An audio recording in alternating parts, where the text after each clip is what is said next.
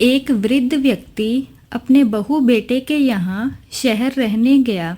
उम्र के इस पड़ाव पर वह अत्यंत कमज़ोर हो चुका था। उसके हाथ पैर कांपते थे और दिखाई भी कम देता था। वो एक छोटे से घर में रहते थे।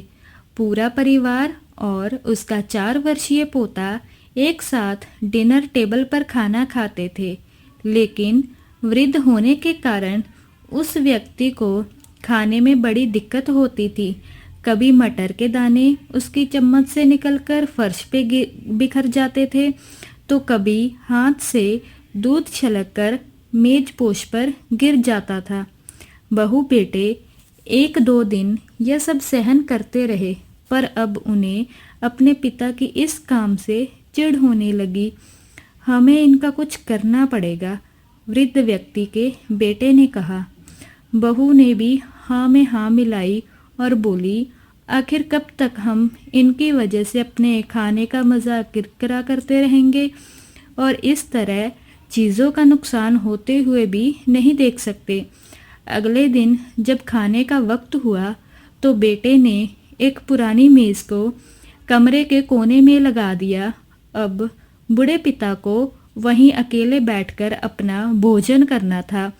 यहाँ तक कि उनके खाने के बर्तनों की जगह एक लकड़ी का कटोरा दे दिया गया था, ताकि अब और बर्तन ना टूट फूट सकें।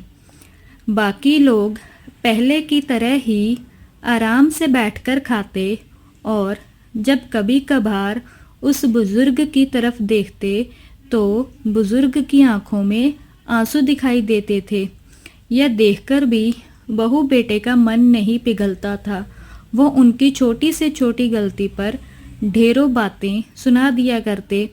वहाँ बैठा बालक भी यह सब बड़े ध्यान से देखता रहता और अपने आप में मस्त रहता था।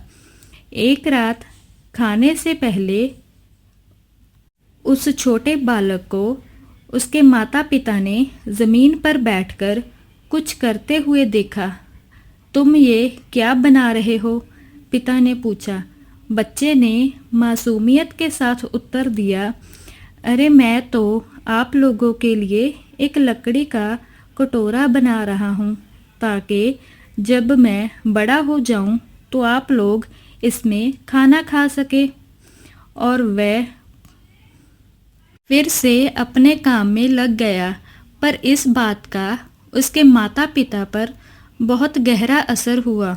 उनके मुंह से एक भी शब्द नहीं निकला और आंखों से आंसू बहने लगे।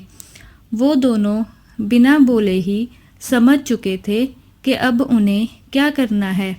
उस रात वो अपने बूढ़े पिता को वापस डिनर टेबल पर ले आए और फिर कभी उनके साथ अभद्र व्यवहार नहीं किया। तो दोस्तों, हम अक्सर अपने बच्चों को नैतिक शिक्षा या फिर मॉरल वैल्यूज़ देने की बात करते हैं, पर हम ये भूल जाते हैं कि असल शिक्षा शब्दों में नहीं, हमारे कर्मों में छुपी होती है। अगर हम बच्चों को बस ये उपदेश देते रहें कि बड़ों का आदर करो, सबका सम्मान करो और खुद इसके उल्ट व्यवहार करें, तो बच्चा भी ऐसा ही करना सीख जाता है।